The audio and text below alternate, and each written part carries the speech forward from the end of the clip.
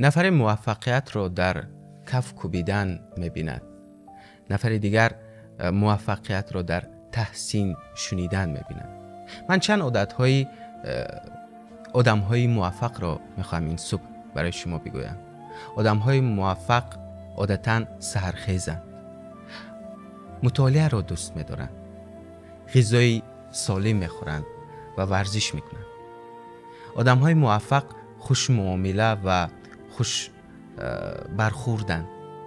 آدم‌های موفق انسان‌ها رو خوب گوش می‌کنند.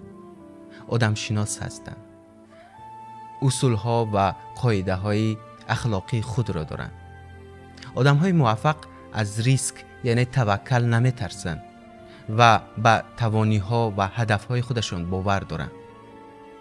از ناکامی نمی‌ترسند و در صورت موفق نشدن راه‌های نوی رسیدن به هدف‌ها را می‌جویند.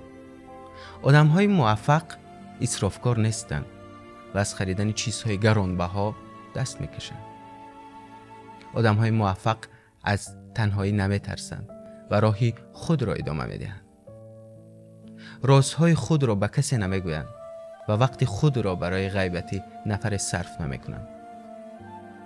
آدم‌های موفق در انتخاب دوستان حساسند و با هر کسی دوست هم نمی‌شوند. آدم‌های موفق به دنبال رضایتمندی کسی نیستند.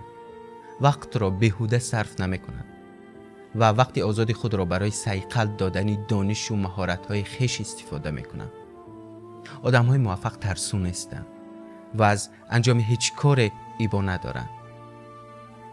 آدم‌های موفق خود را شایسته و لایق بهترین ها می‌دانند. اهل تفکر کردن هستند. یعنی انسان‌های موفق جویا و پویا هستند.